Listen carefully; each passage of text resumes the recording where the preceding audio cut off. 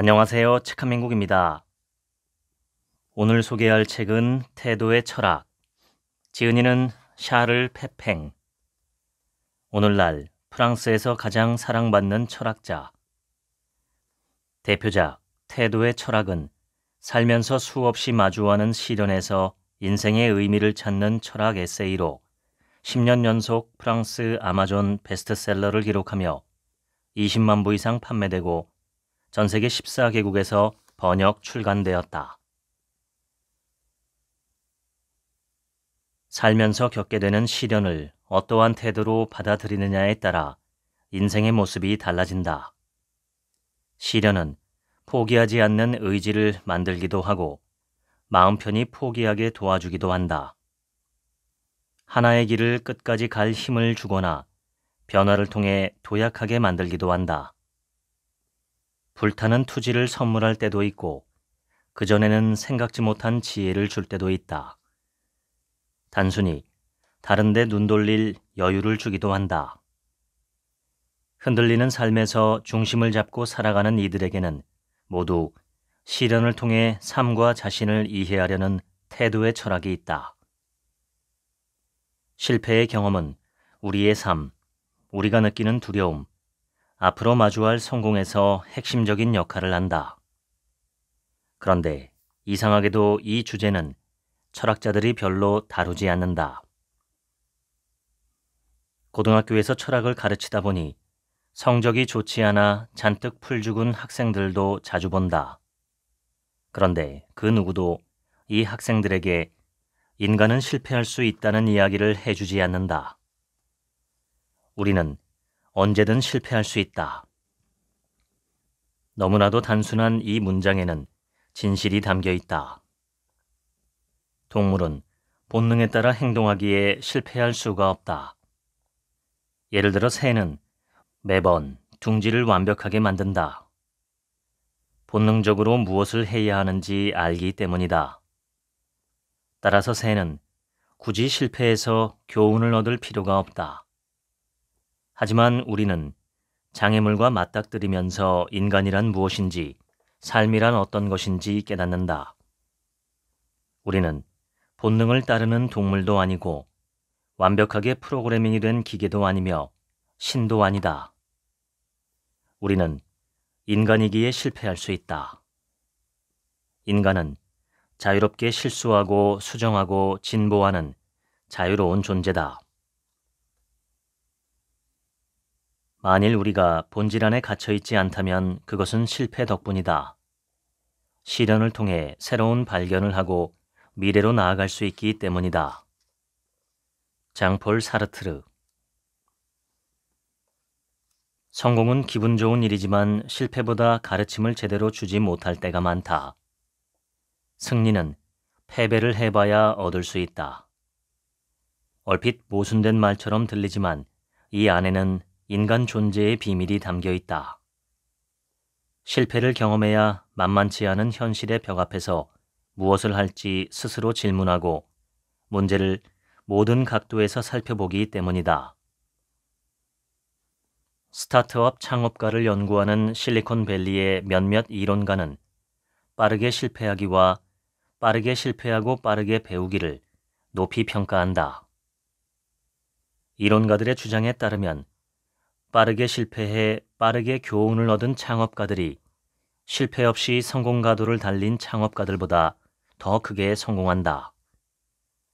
빠르게 시련을 경험하고 빠르게 고쳐가는 쪽이 전혀 실패하지 않는 쪽보다 낫다. 보스턴 의과대학에서는 지원자가 너무 많고 실력이 비슷하면 이미 실패를 경험한 지원자를 우선 선발한다. 다른 분야를 전공했다가 잘못된 선택임을 깨닫고 다시 의학을 선택한 학생을 교수가 선호하기 때문이다. 교수들은 진로를 잘못 선택한 적이 있는 학생이 더 빨리 성장하고 자신이 해야 할 일을 더 빨리 알아차린다고 생각한다. 한마디로 자신을 더 잘 안다는 것이다. 프랑스에서는 기업인이 파산하면 극복하기 힘든 핸디캡이 된다. 실패한 기업인이라는 낙인이 찍혀 새로운 비즈니스 프로젝트에 필요한 자금을 조달받기 힘들어지기 때문이다. 그러나 빠르게 실패하기의 나라인 미국에서는 실패한 기업인에게 같은 실수를 반복하지 않을 사람이라는 이미지가 생겨서 오히려 신뢰를 보증받는다. 미국에서 실패는 성숙함의 증거로 작용하기 때문이다.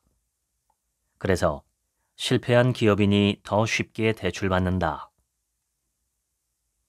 데이비드 휴문 다음과 같이 말하며 지식은 경험에서 나온다고 주장했다. 삶은 경험이다. 경험은 많이 하면 할수록 좋다. 빠르게 무너질수록 그만큼 일찍 인생에 대해 질문하게 된다. 어쩌면 이것이야말로 성공에 꼭 필요한 조건일 것이다. 인간만이 실패를 통해 배운다. 가스통 바슐라르. 바슐라르는 학자를 처음에 저지른 오류를 인정하고 이를 수정할 힘이 있는 사람이라고 정의한다. 그에 따르면 위대한 과학자도 처음에는 실수하고 사물을 잘못 인식한다. 예를 들어 과학자들도 처음에는 스펀지가 물을 흡수하고 나무 조각이 물에 뜬다라고 생각했다. 하지만 실험을 통해 스펀지가 아무것도 흡수하지 않는다는 사실을 깨닫고 주변에 모인 물방울이 스펀지의 구멍 속으로 스며든다는 새로운 사실을 발견한다. 나무 조각이 물에 뜨는 것처럼 보이는 것도 물체의 부피와 물의 양의 관계가 만들어낸 결과라는 사실을 알아낸다. 이 두 가지 예시에서 바슐라르는 급진적인 결론을 끄집어낸다. 진리는 수정을 거친 오류일 뿐이다. 실험에 많이 성공했다고 해서 진리를 증명할 수는 없다. 한 번만 실험에 실패해도 그것이 틀렸음을 증명할 수 있기 때문이다. 알베르트 아인슈타인의 통찰력 있는 말이다. 단 한 번의 실험으로는 이론을 증명할 수 없다. 설령 실험에 성공했다고 해도 반론을 제기하는 사례가 나올 수 있기 때문이다. 반대로 실험에 실패하면 그 이론에 오류가 있다는 사실이 증명된다. 실패한 실험이 성공한 실험보다 더 결정적으로 지식을 발전시키는 셈이다. 가장 아름다운 장면은 절대로 한 번에 만들어지지 않는다. 수정을 거듭하며 만들어진다. 사뮤엘 베케트가 말한 실패할 것, 더 많이 실패할 것과 통하는 이야기다. 실수는 인간적이다라는 속담이 있다. 실수는 삶을 배우는 인간만의 방식이라는 것이다. 동물도, 기계도, 신도 실수를 통해 배우지 않는다. 내가 할 수 있는 일과 내가 할 수 없는 일을 구별하는 지혜도 넘어져 봐야 얻을 수 있다. 그리고 이렇게 생긴 지혜는 자연스럽게 성공으로 이어진다. 무언가 뜻대로 되지 않을 때 내 선택이 잘못되었음을 인정하지 않으면 그로부터 얻을 수 있는 이익을 놓친다. 학생들을 가르치면서 매일 확인하는 진실이다. 시험 점수를 받은 뒤 교사가 불공정하게 점수를 매긴다고 불평하는 학생. 시험지를 가방 깊숙이 집어넣고 더 이상 보지 않으려는 학생은 모두 현실을 인정하지 않는 것이다. 이들은 점수가 낮은 원인에 대해 차분히 생각할 시간을 놓친다. 스토아 학파에서는 실패를 깊이 받아들이라고 말한다. 실패가 현실의 본질에 관해 무언가를 말하고 있기 때문이다. 절대로 지지 않습니다. 이기거나 배우거나 둘 중 하나죠. 넬슨 만델라. 정신과 전문의나 심리학자도 환자에게 부당한 일을 당해 억울하다는 생각을 버려야 상태가 나아질 수 있다고 분명히 말한다. 삶을 있는 그대로 받아들이고 인생은 그냥 그런 거야 하고 말해야 증상이 나아진다는 것이다. 다만 분노와 원망이 아니라 단호함과 용기로 가득한 태도로 말해야 한다. 기꺼이 흔들리며 단단해지겠다는 태도가 필요하다. 스토아 학파에서 말하는 받아들임은 체념과는 다르다. 받아들임은 긍정이고 현실에 공감하는 것이다. 시련이 닥쳤을 때 이것이 정당한지 아닌지 질문하지 않고 이 경험을 통해 어떤 지혜를 얻을지 묻는다. 그리고 그 위에 또 다른 무언가를 세울 수 있다면 그렇게 한다. 바리흐 스피노자는 윤리학에서 스토아 학파 같은 태도로 다음과 같이 말했다. 웃지도 말고 울지도 말고 그냥 이해할 것. 실존이 본질보다 우선이다. 장폴 사르트르가 제시한 명제다. 어렵게 들리지만 의미는 단순하다. 우리 인간은 고정불변하는 존재가 아니라 역사와 삶 속에서 변화하며 자신을 새롭게 만들어갈 자유가 있다는 뜻이다. 사르트르에 따르면 신의 뜻, 유전자, 사회계층이 결정한 모습보다 살아온 과정이 우선이다. 이처럼 본질보다 개인의 역사가 중요하다고 말하는 이들을 생성 철학자라고 한다. 자기 자신이 되려면, 즉 자신만의 개성을 드러내려면 평생이라는 시간이 필요하다. 생성 철학자와 달리 본질 철학자는 개인이 살아온 역사보다 변치 않는 진실, 기독교인이 가리키는 영혼, 라이프니츠가 말하는 실체, 데카르트의 자아를 중요하게 여긴다. 생성 철학과 본질 철학은 소크라테스 이전의 고대 철학 초기부터 대립했다. 서양 철학에서는 전통적으로 본질 철학이 지배적이었다. 니체나 사르트르 같은 생성 철학자는 소수파였고 플라톤, 데카르트, 라이프니츠를 비롯한 다수파 철학자는 대부분 본질 철학자였다. 독일의 철학자 오리겐 헤리겔은 고전으로 꼽히는 저서 활쏘기의 젠 불교에서 활 쏘는 사람은 모든 것을 내려놓아야 관역을 마칠 수 있다 라고 말한다. 아주 조금만 경직되어도 관역이 빗나갈 수 있다는 뜻이다. 헤리겔은 활 쏘는 사람 스스로가 놀랄 정도의 편안한 상태여야 한다고 강조하며 다음과 같이 말한다. 지나치게 목표 지향적인 의지는 오히려 장애물이다. 트럼펫 연주가 마일스 데이비스는 동료 음악가들이 실수를 두려워할 때마다 화를 내곤 했다. 그는 어떤 실수도 하지 않으려는 마음이야말로 최악의 실수라고 지적한다. 그리고 다음과 같은 멋진 말을 남겼다. 하나의 음을 연주할 때 그 음이 맞는지 틀리는지 알려면 그 다음 음을 연주해야 한다. 겸손을 뜻하는 프랑스어는 땅을 뜻하는 라틴어에서 유래했다. 현실에 부딪혀 넘어진다는 건 땅으로 다시 내려오는 것을 의미한다. 땅에 발을 딛고 자기 자신을 있는 그대로 보면서 현실 감각을 다시 배우는 것이다. 자신을 냉정하게 돌아보려면 좌절을 제대로 맛봐야 한다. 자아 도취에 빠지면 이러한 자각을 할 수 없다. 겸손은 가장 확실한 지혜의 증거다.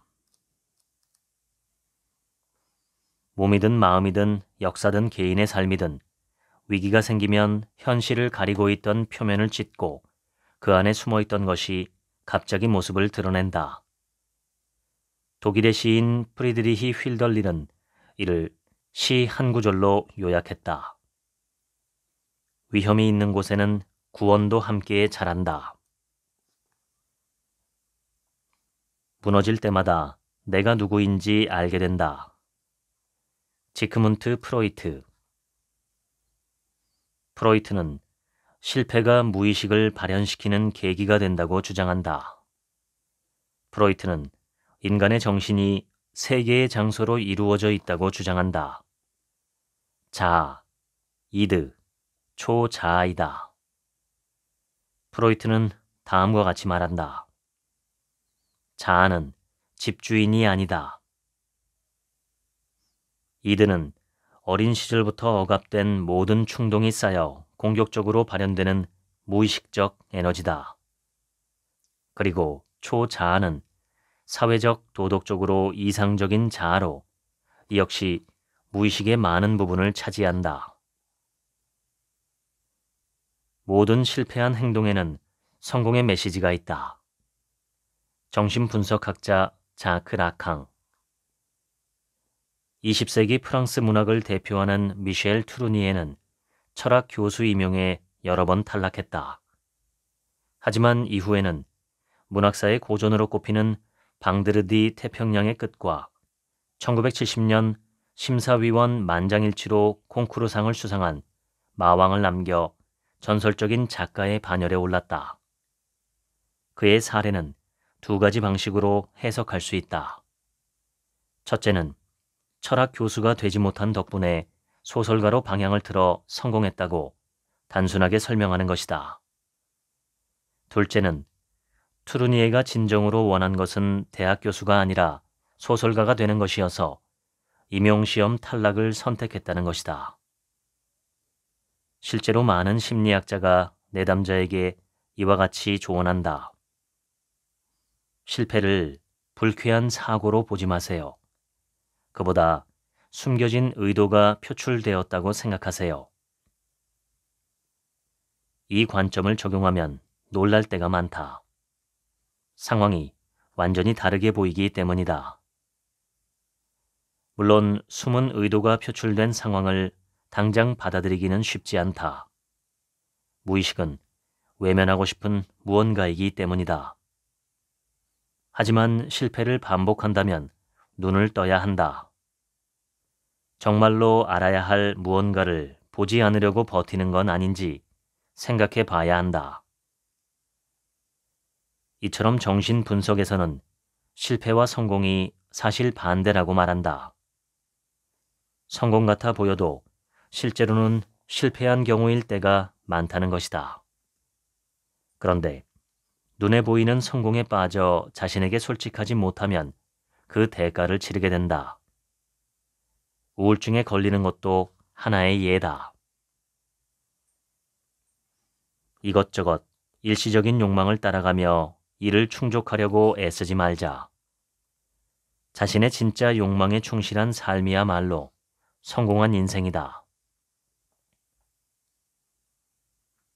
인간은 망설이면서도 나아가는 유일한 동물이다. 앙리 베르그송. 철학자 미셸 쉐르는 어느 강연에서 다음과 같이 짓궂은 질문을 던졌다. 거미집을 짓지 못하는 거미가 상상되십니까? 본능에 충실한 거미는 자연의 법칙을 따르기만 하면 되니 거미집을 못 지을 리 없다는 말이다. 마찬가지로 꿀벌들 역시 소통에 오해가 생길 일이 없다. 그래서 쉐르는 다음과 같은 결론을 내린다.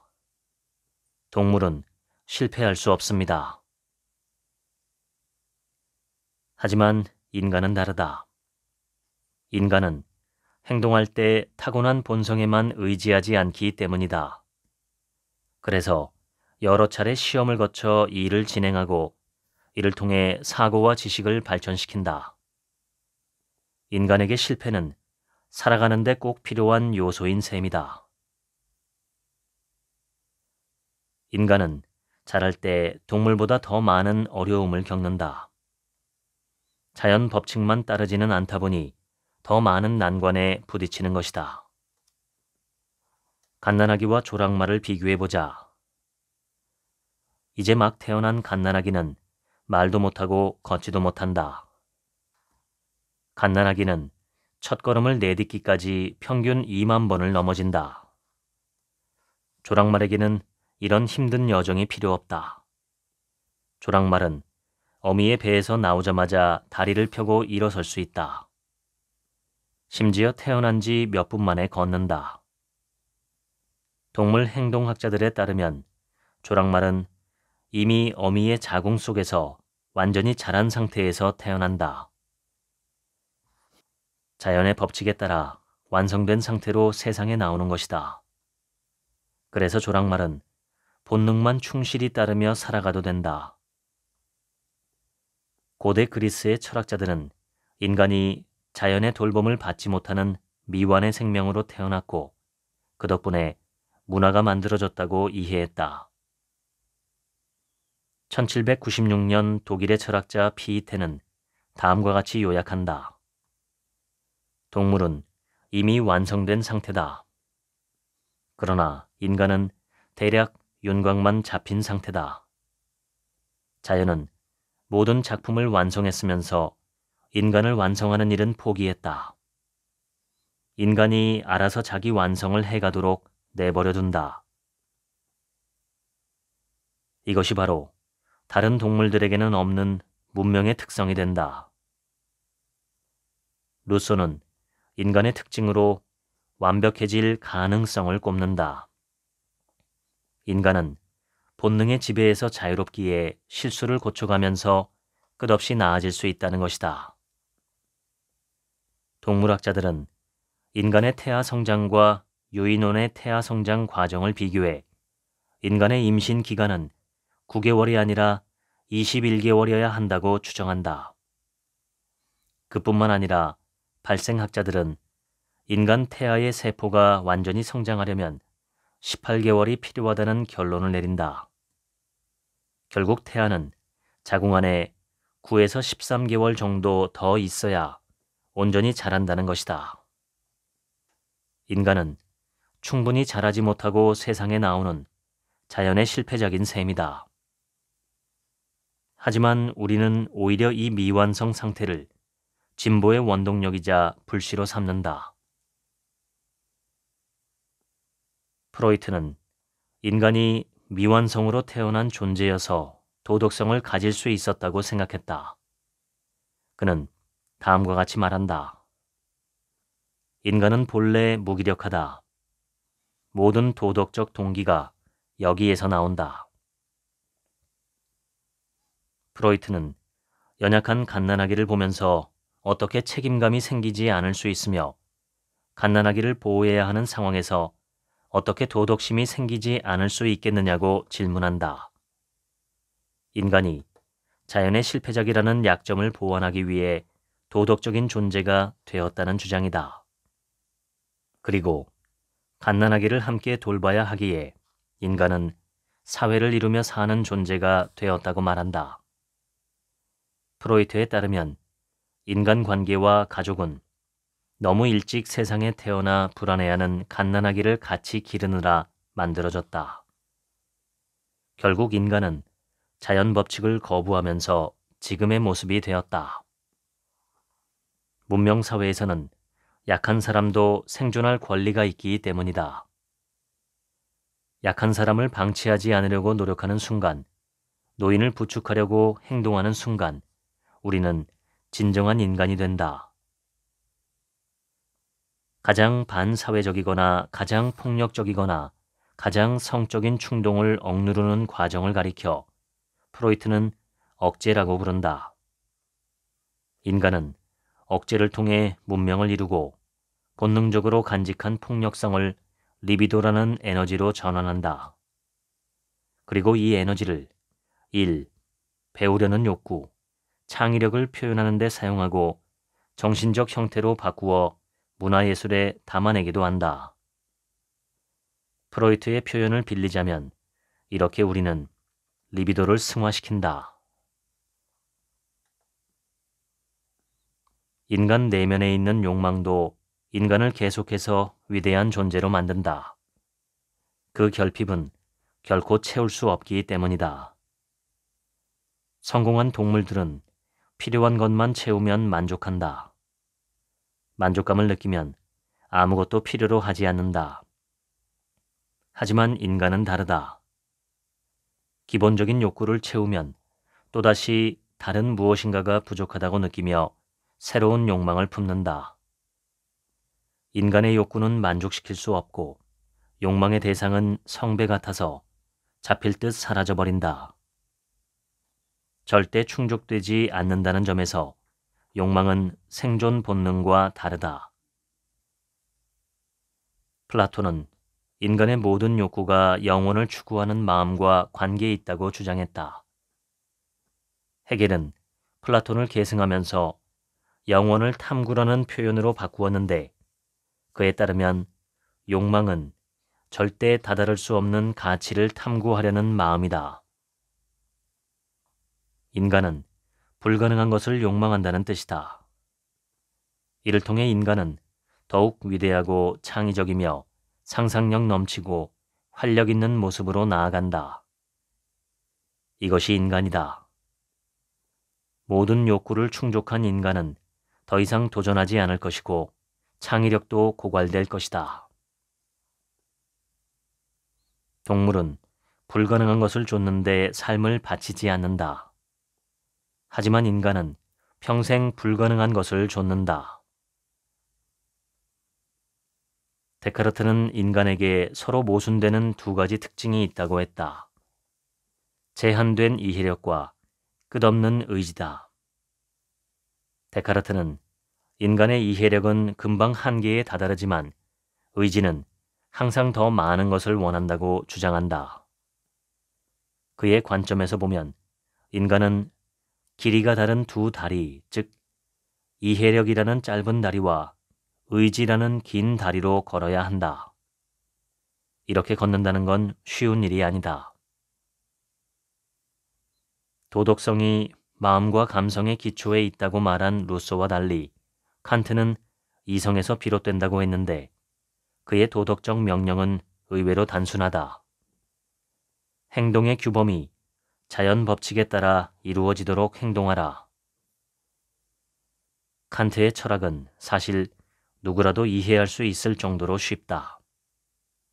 도덕적으로 행동하지 못하면 그 책임은 온전히 자신에게 있다는 논리다. 데카르트는 실수의 원인을 인간의 의지에서, 칸트는 인간의 이성에서 찾았다. 두 철학자의 관점에서 볼 때 실패는 인간 노릇을 제대로 못해서 생기는 일이다. 기원전 6세기 도교를 창시한 노자가 실패는 성공의 기초다 라고 말한 관점과 완전히 다르다. 데카르트와 칸트에 따르면 실수로 인한 잘못은 죄책감을 느껴야 하는 일이다. 인간의 능력과 장점을 제대로 발휘하지 못한 결과이기 때문이다. 이렇게 보면 실패는 본질적으로 용서할 수 없는 과오가 된다. 이러한 관점은 실패를 자기 잘못으로 돌려 스스로를 실패자라고 생각하게 한다.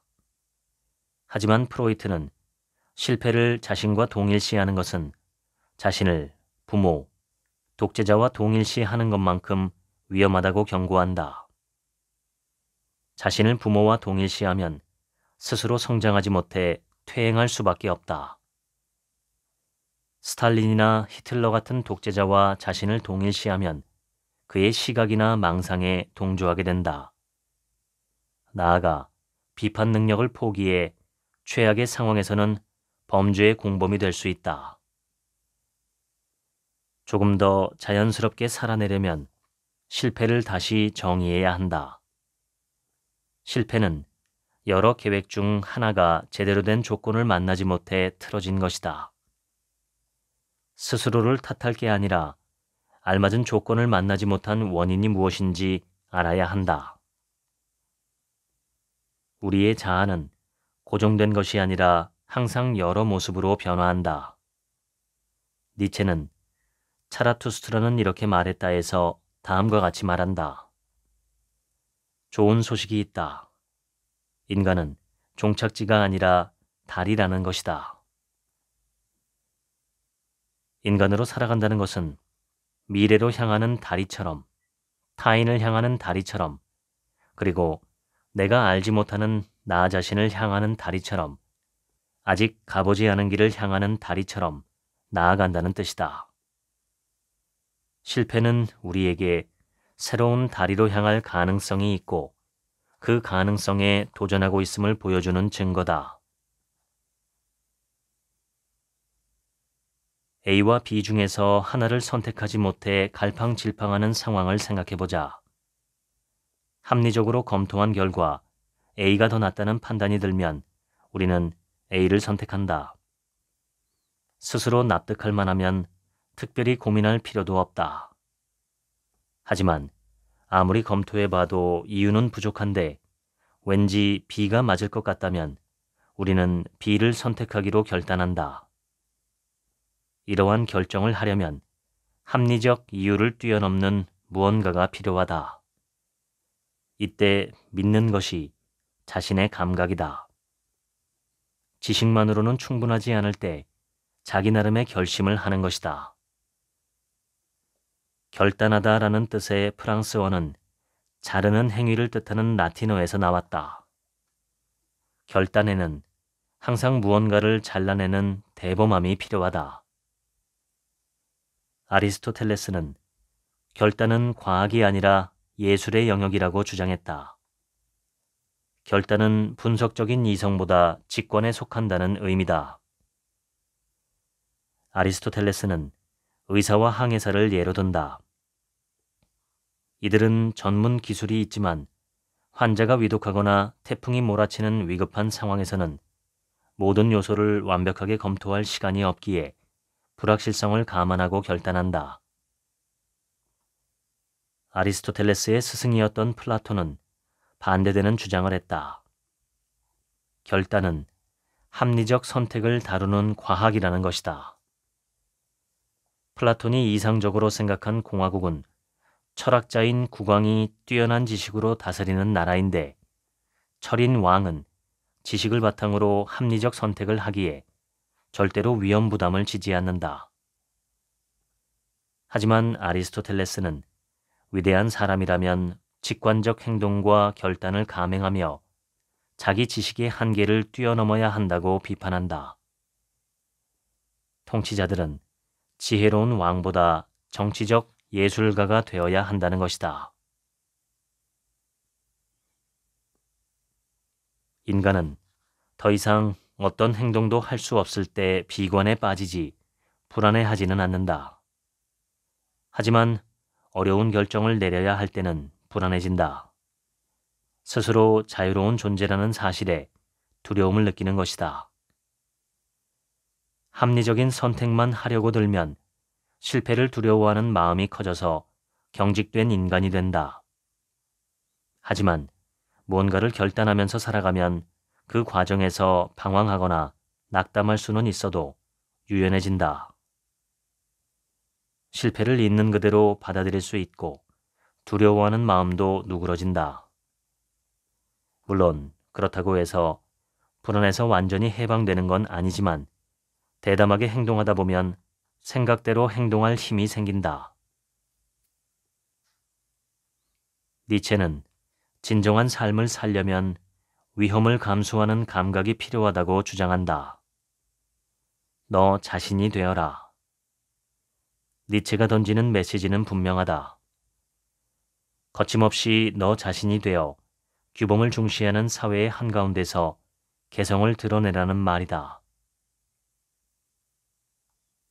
프로이트는 1929년 출간해 폭발적인 반응을 얻은 저서 문명 속의 불만에서 사회에 이로운 것은 개인에게 이롭지 않다고 주장한다. 개인에게 유익한 것은 개성 표출인데 규칙은 개인이 사회와 다른 길을 갈 때 개성을 억압하기 때문이다. 그래서 우리는 자기 자신이 되기가 어렵고 대담해지기 전에 두려움을 느낀다. 하지만 니체는 이런 두려움도 길들일 수 있다고 주장한다. 너 자신이 되어라는 그 누구도 자신을 대신할 수는 없으니 적어도 시도는 해보라는 말이다. 그 과정에서 우리는 스스로 어떤 사람인지 알 수 있다. 도전조차 안 하고 자신이 누구인지도 모른 채 죽음을 맞이하는 것이야말로 가장 위험하다. 모든 행동에는 대가가 따른다. 하지만 행동하지 않으면 더욱 혹독한 대가가 따른다.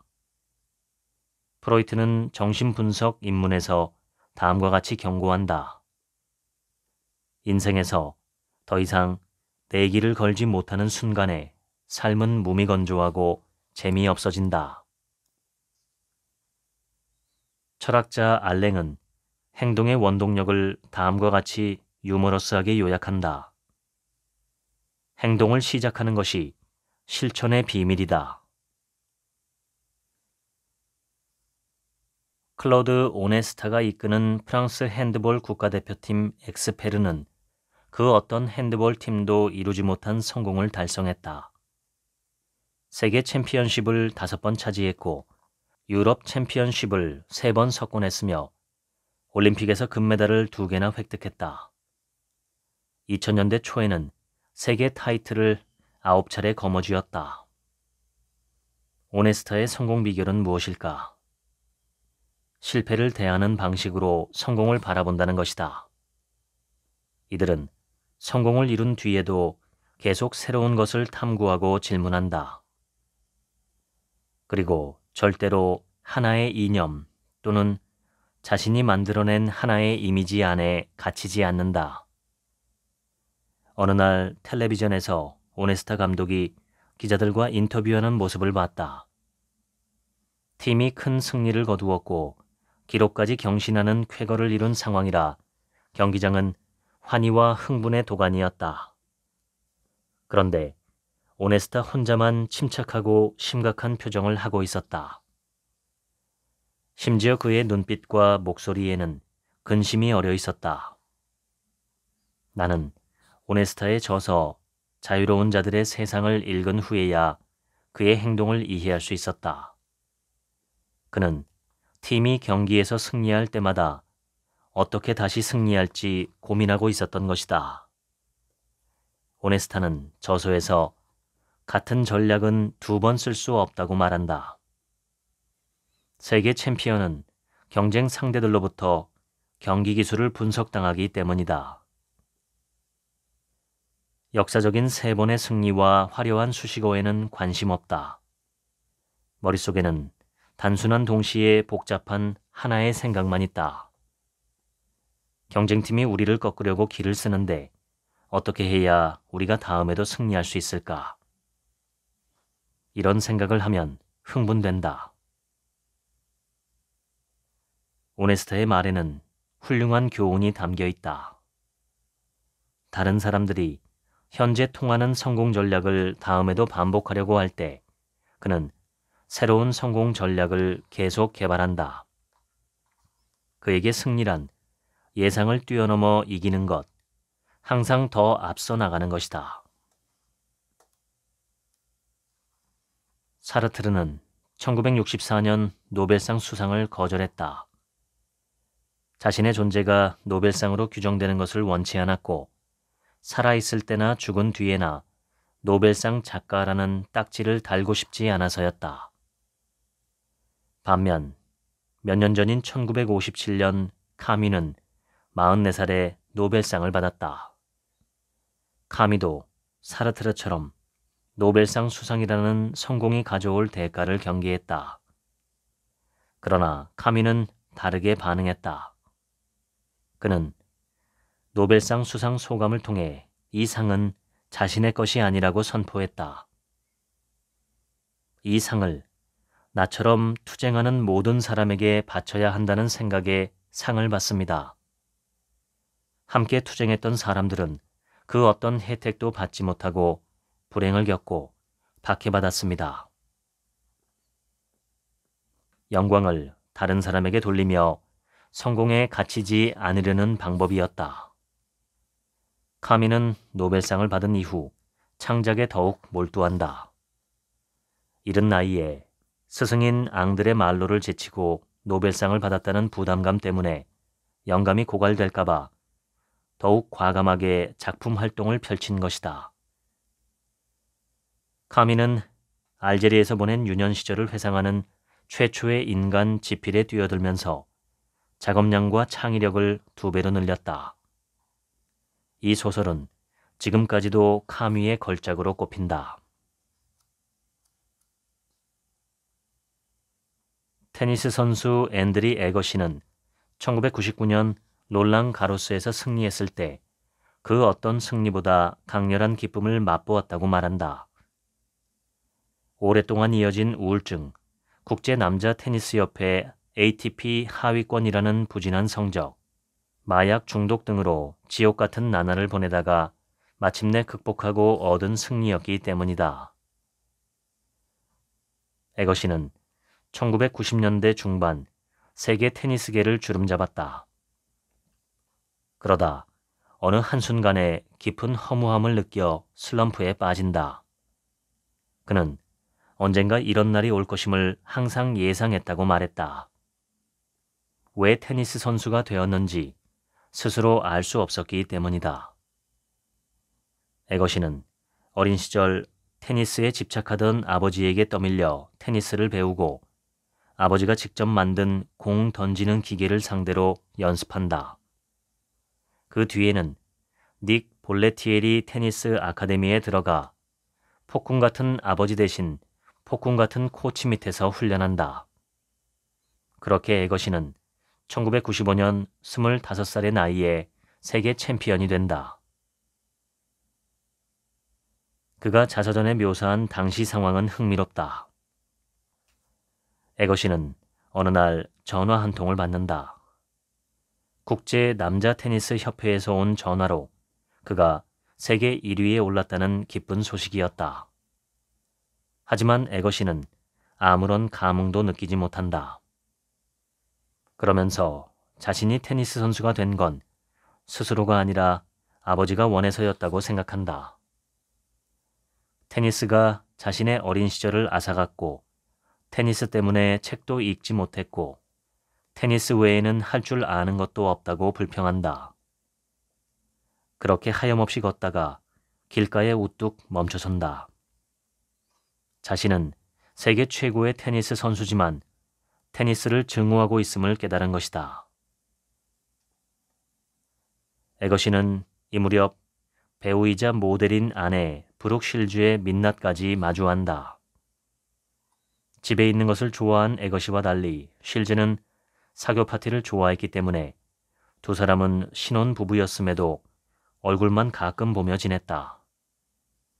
에거시에게 중요한 경기가 있던 날에도 실즈는 새벽까지 친구들과 놀다가 집에 돌아오곤 했다.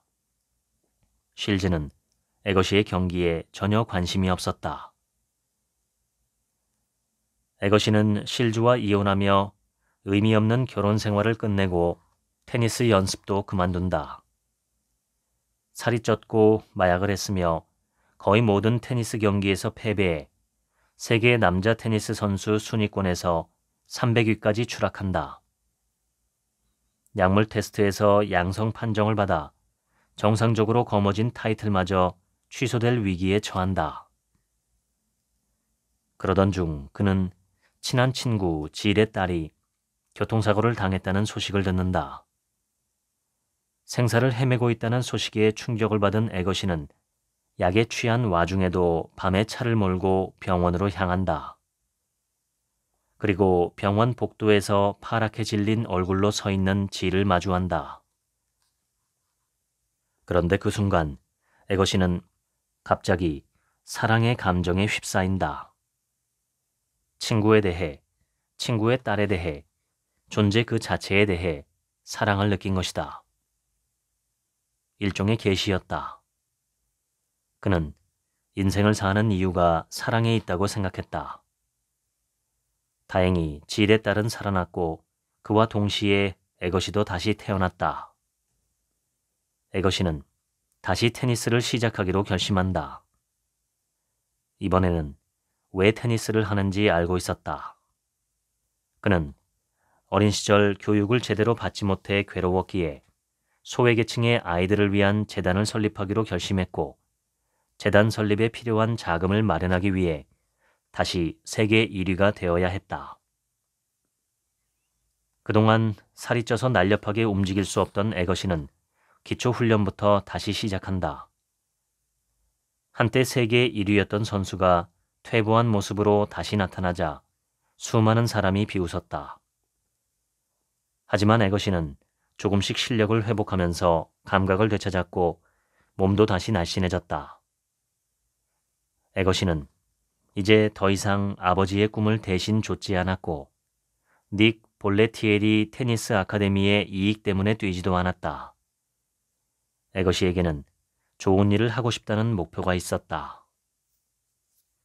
에거시는 1999년 작은 대회에서 우승하고 몇몇 경기에서 어렵게 승리한다.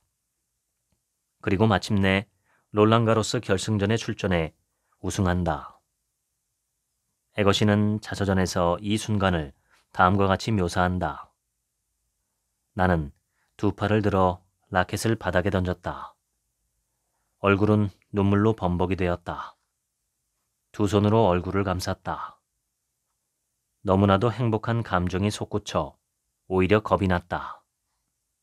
이기는 것이 이토록 기분 좋은 일일 리가 없었다. 승리가 이렇게 중요한 일인 줄은 생각도 못했다. 에거시는 위기에서 빠져나왔기에 큰 기쁨을 느꼈다.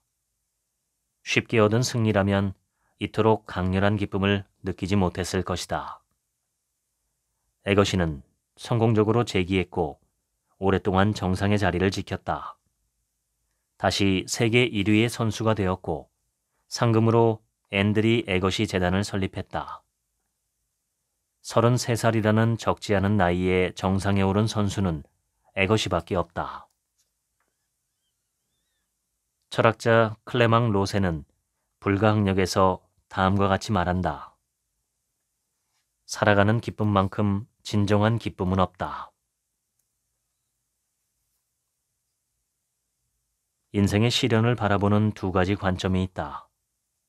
첫째는 사르트르의 관점으로 시련을 재기의 기회로 보는 것이다. 이때 실패는 나를 새로운 모습으로 바꾸거나 주변을 살피게 만들기에 실존주의적이다. 둘째는 라캉의 관점으로 시련을 무의식적 욕망을 깨우는 행동으로 보는 것이다. 내가 누구인지, 마음속 깊은 곳의 욕망이 무엇인지 질문하며 진정한 자신과 만나도록 이끌기에 정신분석적이다. 사르트르는 자신의 본질이나 욕망에 관한 질문은 피해야 한다고 생각했다. 이런 질문을 하면 자아가 억압되기 때문이다. 나는 본질적인 존재가 아니다라고 생각해야 재기의 가능성을 무한히 만들 수 있다.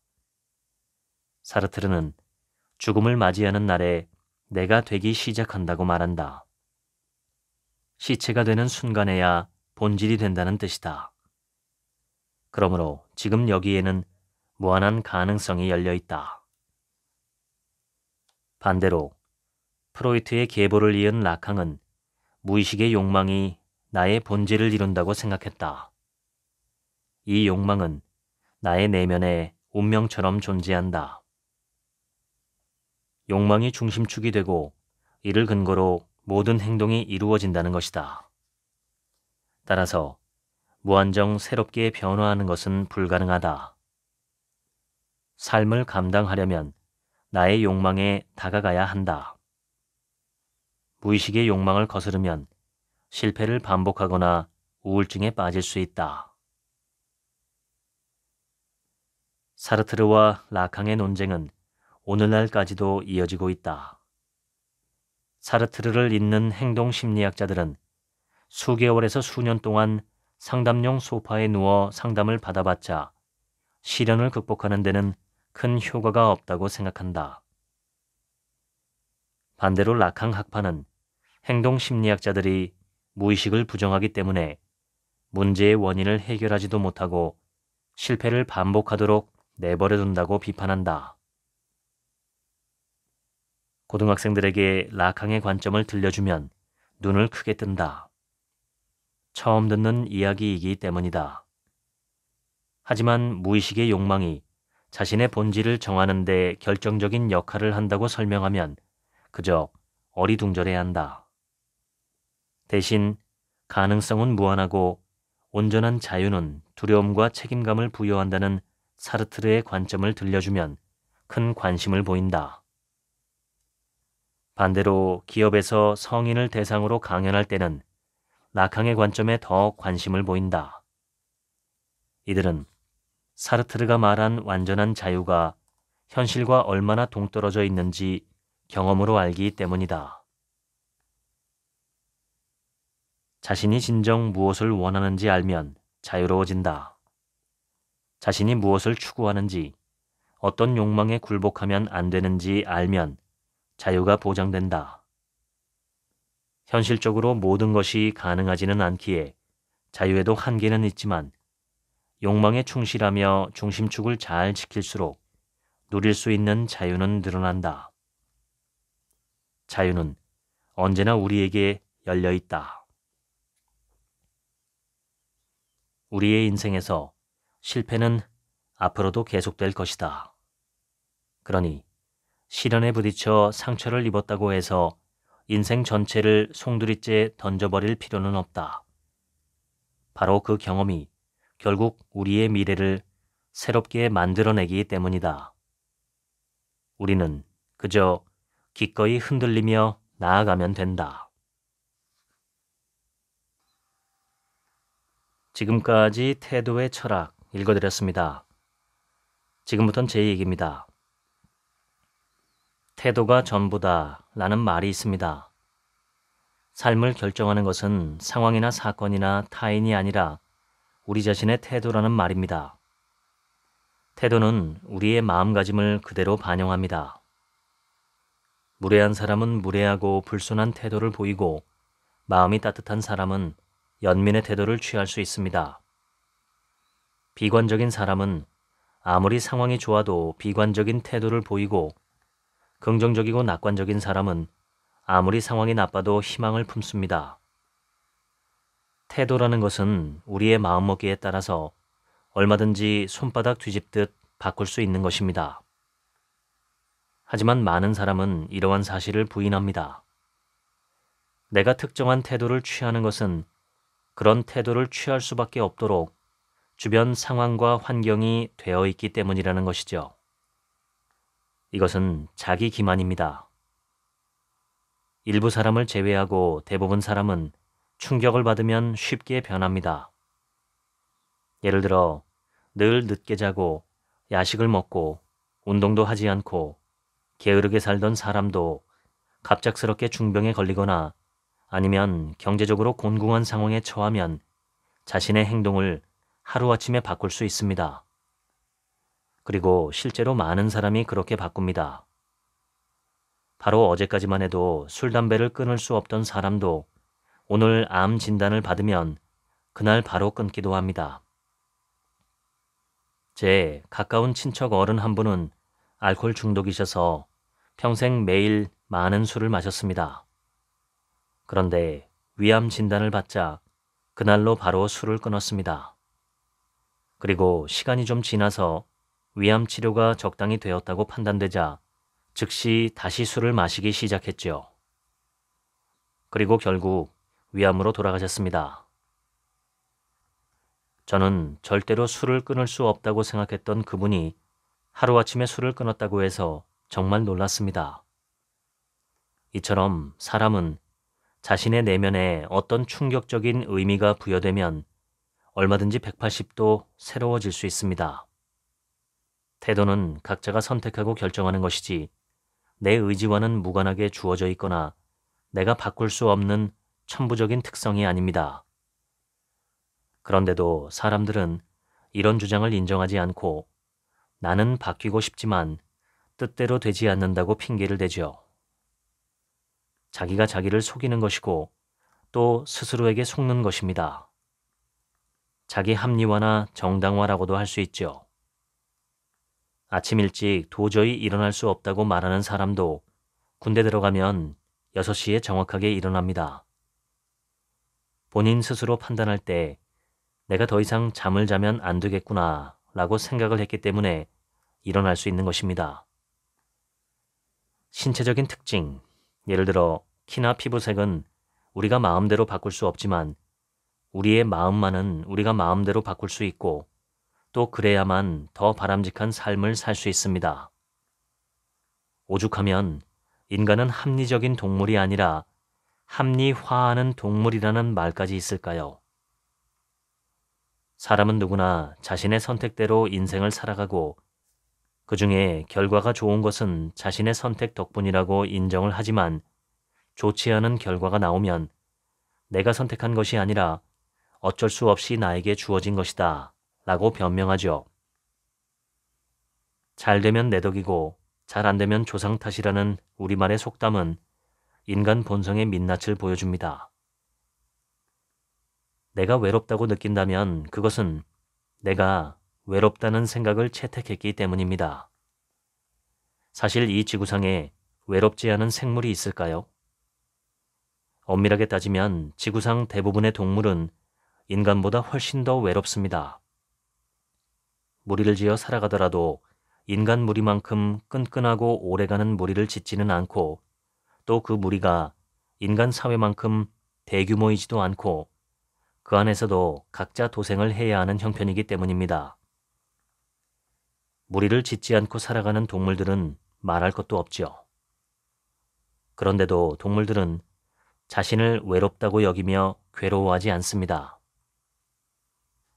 동물들보다 훨씬 더 크고 오래가고 끈끈한 협력 관계를 유지하는 공동체에서 살아가는 인간이 외로워한다는 건 객관적이나 실제적으로 외롭다는 것이 아니라 외로움이라는 감정이나 생각이 내 안에서 떠올랐을 때 그것을 진실이라고 내가 덥석 붙잡고 살아가기 때문인 것입니다. 설명이 복잡했지만 결국 외로운 것은 내가 외롭다고 생각하기 때문인 것이죠. 또한 외로운 것이 좋지 않은 것이라고 느끼기 때문이기도 합니다. 모든 것은 내 생각과 태도가 만들어내고 선택하고 다시 그것이 내게로 돌아오는 악순환이 되는 것이죠. 살다 보면 부정적인 생각, 좋지 않은 생각이 일어날 때가 분명히 있습니다. 그런 것들은 무조건적으로 수용하고 맹종해야 하는 대상이 아니라 분석하고 검토하고 검증해야 할 대상입니다. 인간의 능력은 참 대단합니다. 자신이 슬프다고 느끼면, 외롭다고 생각하면 자신은 정말로 슬프고 외로운 존재가 되어버립니다. 아무리 형편이 좋지 않아도 희망이 있다고 생각하고 감사하는 마음을 품으면 마음의 평온이 찾아옵니다. 모든 것은 마음먹기에 달렸다는 이 너무나 흔한 말이 진실이라는 것을 역사적으로 인류의 극소수만이 깨우친 것이 아닐까 저는 생각합니다. 예를 들어 원효대사 같은 분 말이죠. 똑같은 무덤 속의 해골바가지 물을 마시고도 모르고 먹었을 때는 달고 시원하다고 느끼고 아침에 눈으로 보고 더럽다고 느꼈을 때는 구역질을 했습니다. 달고 시원한 감정이나 더럽다고 느끼고 구역질하는 그 느낌은 모두 원효대사 스스로가 만든 것이지요. 마음은 참 놀라운 것입니다. 그 속에서 지구상의 어떤 동물도 상상하기 어려운 끔찍한 생각과 행동이 나오기도 하고 반대로 신이나 천사보다도 아름다운 생각과 행동이 나오기도 합니다.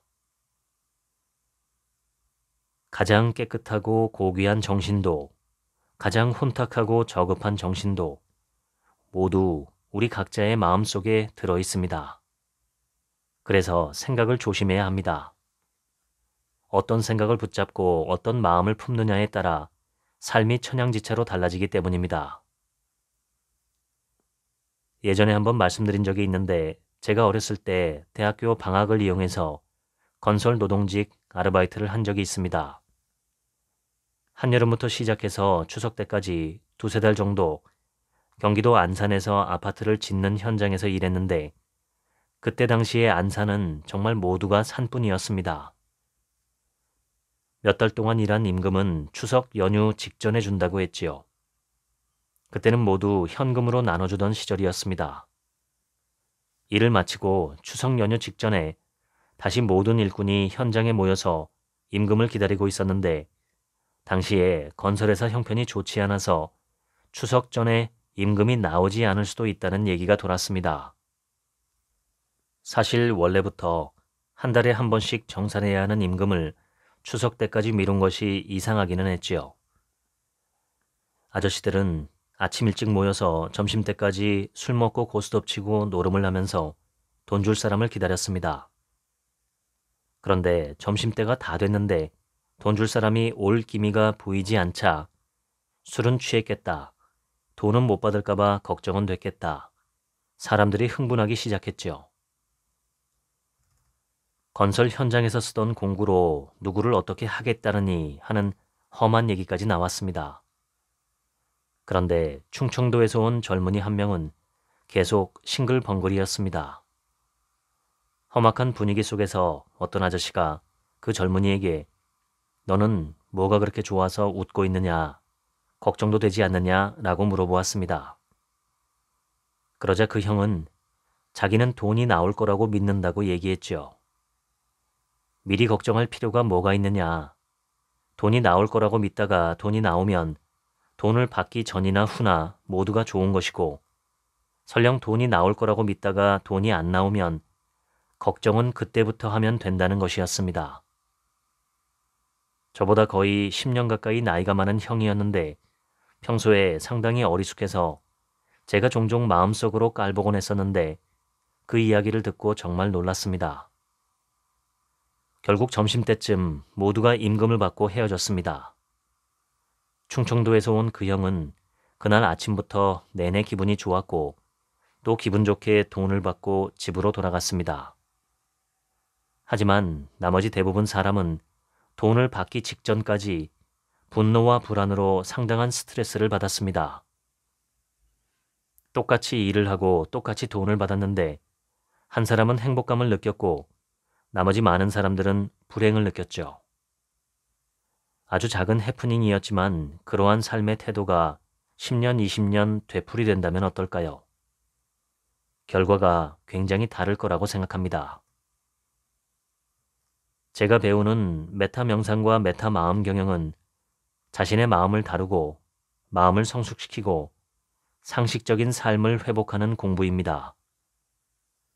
상식적으로 인간이 동물보다 못하면 되겠습니까? 얼룩말이나 사슴 등은 주변에서 사자가 덤벼들어도 아주 짧은 몇 분 동안만 치열하게 격정에 휩싸여 달리고 두려워할 뿐 그 시간이 지나면 나머지 대부분의 시간을 평온하게 지냅니다. 인간은 너무 똑똑해서 탈이지요. 불필요하게 많은 것을 상상하고 잊지도 않은 그 상상 때문에 괴로워합니다. 정말 다행인 것은 모든 인간이 딱 한 번만 살고 딱 한 번만 죽는다는 사실입니다. 어떤 종교나 어떤 사상에서도 우리가 살고 있는 지금의 이 생을 똑같이 되풀이한다거나 한 번 더 기회가 주어진다고 가르치지는 않습니다. 무종교인이라면 죽으면 끝인 것이고 되풀이되지 않지요. 종교인이라도 죽은 다음에는 천국과 극락 혹은 지옥 등 각자 갈 곳으로 가면 되는 것이지 지금의 삶을 되풀이하지는 않습니다. 이처럼 한 번뿐인 내 삶을 행복하고 보람차고 의미 있게 살아보겠노라고 결심하고 딱 하루만, 오늘 딱 하루만 그렇게 살아보시면 어떨까요? 평생 그렇게 살 필요는 없습니다. 1년도 한 달도 필요 없습니다. 딱 하루만, 딱 오늘만 그렇게 사시면 충분합니다. 그리고 내일이 되면 내일도 딱 하루씩만 그렇게 사시면 됩니다. 내일 일은 내일 걱정하시면 됩니다. 오늘 하루 만족스럽게 살아보시기를 권유합니다. 오늘 하루를 만족스럽게 살아보기 위해 온 힘을 다해서 살아보시기를 권유합니다. 지금까지 책 한 민국의 하루치 생각이었습니다. 들어주셔서 감사합니다.